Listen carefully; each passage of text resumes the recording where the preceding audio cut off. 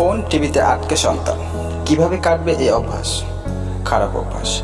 বাচ্চাদের মধ্যে এখন টেলিভিশন দেখা, ফোন ব্যবহার ও ল্যাপটপে টুকিটাকি করার প্রবণতা উল্লেখযোগ্যভাবে বেড়েছে।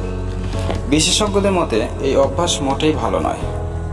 আপনার প্রিয় আপনার বাড়ির ক্ষুদে সদস্যটিকে নিয়েও এমনই সমস্যার সম্মুখীন হলে রইল কিছু সহজ টিপস, যা করে বাচ্চার স্ক্রিন টাইম কমিয়ে ফেলতে পারেন। কথা বলুন।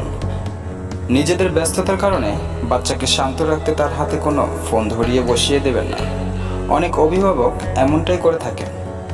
তা না করে বরং বাচ্চার সঙ্গে কথা বলুন, গল্প করুন, এতে করে পরিবারের সঙ্গে তার হৃদ্রতাও বাড়বে। সময় বেঁধে দিন। বাচ্চারা কার্টুন দেখবে, অনলাইন গেম খেলবে, তাতে অস্বাভাবিক কিছু নেই।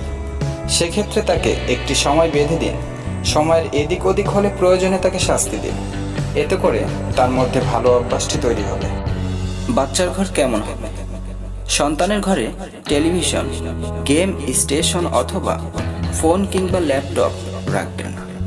ছোট থেকে এই বিষয়গুলিতে আসক্ত হয়ে গেলে বড় হলে তা থেকে বের করে আনা কঠিন হতে পারে।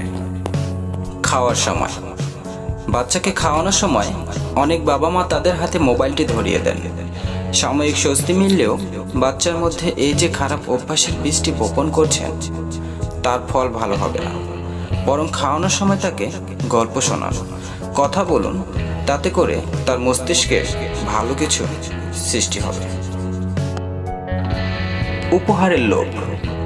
পড়া হয়ে গেলেই টেলিভিশন দেখতে দেব। সন্তানকে এহেন প্রলোভন থেকে দূরে রাখুন। এতে তার মধ্যে খারাপ প্রবণতা তৈরি হবে। মনে রাখতে হবে, ছোট থেকে সুস্থ ও হেসে খেলে কাটানো জীবন পেলেই বড় হয়ে সে একজন আদর্শ মানুষ হিসেবে গড়ে উঠবে। অবসরে। বাচ্চাদের অবসর সময়ে তাদের খেলতে পাঠান। বাড়ির কাছে মাঠ বা পার্ক থাকলে তাকে বেড়াতে নিয়ে যান। বাড়িতে থাকলে তার গল্পের বই পড়ার অভ্যাস তৈরি করুন।